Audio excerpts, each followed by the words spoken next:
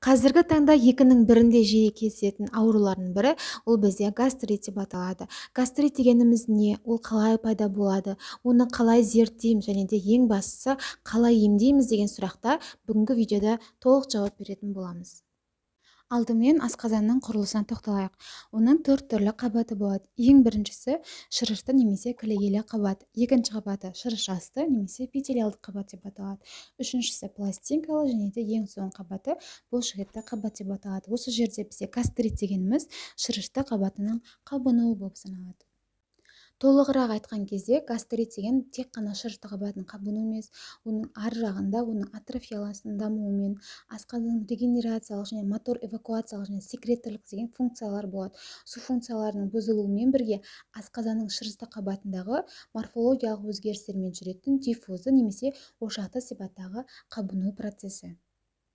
Енді гастритке алып келетін себептерге тоқталайық. Ең біріншіден хеликобактер пилори деп аталатын бактериялық инфекция. Екіншіден дұрыс емес тамақтану, яғни майлы болуы мүмкін, немесе той тамақ жеп ұйықтап қалу деген сияқты асқазанға күш түсіру. Үшіншіден алкогольді және де газды өнімдер. Төртіншіден дәрі-дәрмекті ретсіз қолдану. Бесінші және де ең жиі кездесетін себептердің бірі ол стресстік факторлар асқазанға қатты күш түсіреді, және де аллергиялық реакциялар түрлі продуктілерге және де зат алмасудың бұзылысы.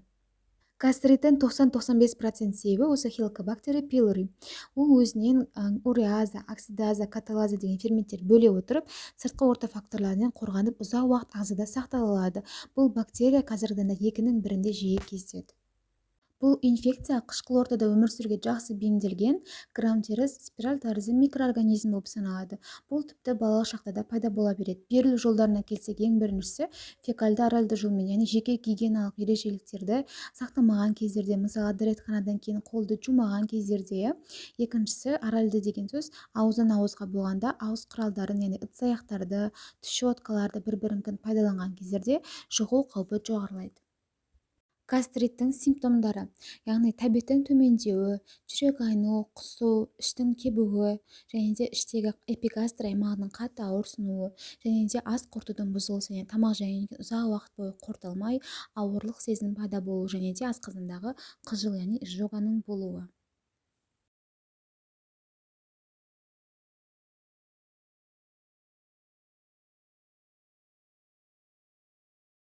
Диагностика жасаған кезде балалардың терісі бозғылт, ылғалды түрде болады, және тіліне қарайтын болсақ, сұр, яғни ақ түсті жабынмен жабылған, және де ауыр жағдайларда тахикардия, пульсы, қан қысымдары төмендеп кетуі мүмкін, және де ішін пальпация жасаған кезде эпигастр, яғни асқазанның түсі қатты ауырсынатын болады. Ары қарай анализдер жүргізетін боламыз. Жалпы қан анализі бойынша біз эритроцитін және гемоглобиннің төмендеуі байқалуы болуы мүмкін. Себебі бізде темір асқазанда сіңеді. Асқазанда осындай қабынулық ауру процесі болып жатыр. Ол кезде темірдің сіңуі бұзылысы болғандықтан анемиялық белгілер болуы мүмкін. Және де қабынудың маркерлары ретінде лейкоцитің және де ойының деңгейі жоғарылайды. Одан соң экспресс-тест ретінде уреазный дыхательный тест деген бар, яғни тыныстық тест, яғни үрлеу арқылы тез арада анықтайды. Оған қазір тағы тоқталамыз. Одан соң нәжісті зерттеу арқылы және де ИФА әдісін жасауға болады қан анализі бойынша. Одан соң және біздегі ең тиімді әдістердің бірі міндетті түрде жасалу керек. Бұл ФГДС, яғни эндоскопиялық әдіс. Асқазанның барлық шырышты қабаттарын көзбен, яғни камерамен көретін болады. Уреазный дыхательный тест қалай жасалатынына тоқталып кетсек, ең бірінші пациентке бұл шаралардың бәрі түсіндіріледі және де мочевинаның таблеткасын қабылдайды. Одан соң оны 5-10 минут бойы күтеді, және де 15 минут бойы ана жердегі пакетке үрлейтін болады. Яғни кішкентай құрылғы сияқты болады, соны 6 минут бойы үрлейді. Яғни осы жерден кейін экспресс-тест әдісі бойынша ол жерден хеликобактердің мөлшері анықталады. Осы жерде неге уреазный дыхательный тестті тапсыратындығын және мочевина таблеткасын қабылдайтынына тоқталып кетейік. Бізде уреаза деген ең маңызды ферменті бар, яғни хеликобактердің өзінен бөлетін қорғаныштық ферменті. Ағзаға мочевина түскеннен кейін ол уреаза ферменті белсеніп, біз Со2 және де аммиакты өзінен бөле бастайды. Сол арқылы біз тыныстан анықтай аламыз. Және де бұл аммиак бізде қышқыл ортаны көбейтеді, туындатады, яғни асқазандың қышқылдығын арттырып, және де асқазанда G деген клеткалар болады. Сол G клеткаларындағы гастриннің көптеп бөлінуіне және де секрециясының күшеюіне алып келеді. ФКДС міндетті түрде жасалу керек. Ол жерде біз асқазанның шыштық батының жағдайын көре аламыз. Яғни ісінген, қызарған аймақтан атрофияланған жерлеріне, яғни асқазанның қай жерінде орналасқандығын көре алатын боламыз. Және де ары қарай УЗИ деген сияқты қосымша әдістерді дәрігердің нұсқауы бойынша жүргізеді. Гастриттің классификациясына тоқталайық. Оны біз алдымен жедел және созылмалы деп екі түрге бөліп аламыз. Жедел деген алғаш рет анықталған кезде диагноз қойғанда қойылады, ал созылмалы дегеніміз 3 айдан бері ауырсыну болса, бұрыннан бері ауырсынып жүрсе, асқазанды сол кезде біз созылмалы деген диагноз қоямыз. Видеоны тоқтатып, ары қарай түрлеріне жеке тоқталып жазып алсаңыздар болады. Мына жерде жедел гастриттің 4 түрі көрсетілген: катарлы, фибринді, коррозиялы және де флегмонозды гастрит. Бұл жерде әрқайсының себептері, асқынулары жазылған. Видеоны паузаға қойып оқып шықсаңыздар болады. Мына жерде созылмалы гастриттің түрлері: А типті деп аталатын аутоиммунды, бұл көбінесе генетикалық жағынан кездесетін, бірақ сирек түрде 10% жағдайда ғана кездесуі мүмкін. Ал Б типті гастрит, яғни көпшілік адамда кездесетін, бактериямен байланысты жаңағы хеликобактер пилоримен жүретін 80% адамда кездеседі. Ал С типті гастрит ол көбінесе химикотоксикалық түрінде кездеседі.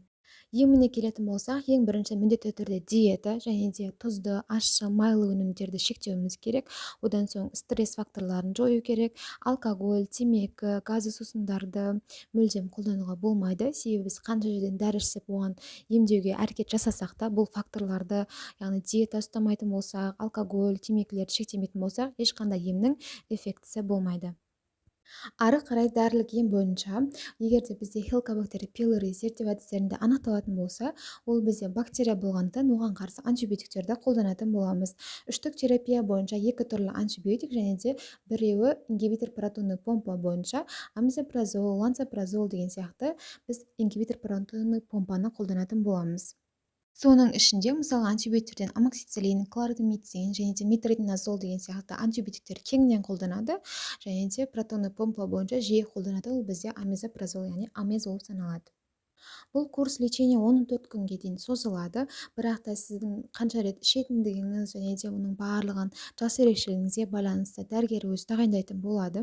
Және де бұл үштік ем көмектеспей жатса 4-тік емге көшеді. 4-тік ем кезде дәл осы үштік терапия және де оған қосымша бір коллоидты висмут препараттарын тағайындайды. Яғни бір күнде 4 түрлі таблетка ішу керек.